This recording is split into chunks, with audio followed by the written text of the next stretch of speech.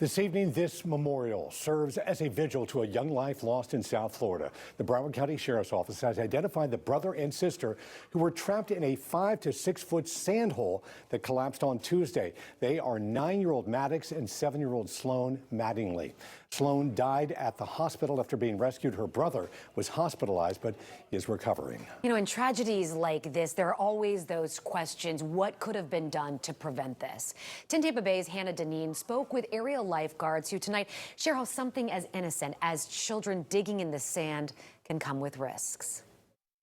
Lifeguards here at Clearwater Beach say they see people digging large holes all the time, and few realize the dangers it could pose. Well, everybody comes to the beach to enjoy the beach. You know, digging holes in the sand and playing in the sand, making sand castles a part of that, but it can be taken to an extreme measure. Digging to danger. Digging to a certain depth to where that hole becomes unstable and can cause a cave-in and can pose a lot of threat and harm to someone. After a 7-year-old girl died, her brother seriously injured in a collapsed sand hole in Lauderdale-by-the-Sea.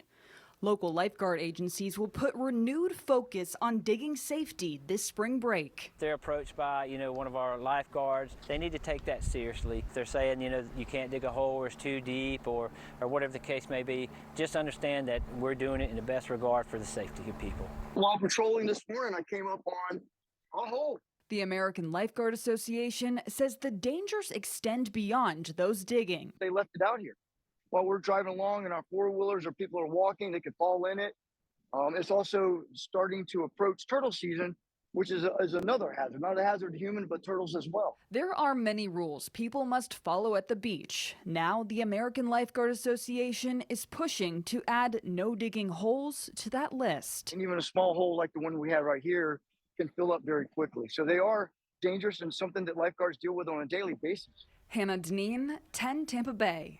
And look, while the preference is no holes at all, not digging those holes, they say just make sure that it is not deeper than the smallest person in your group. And if you're leaving, make sure that you fill it back in if you leave it unattended.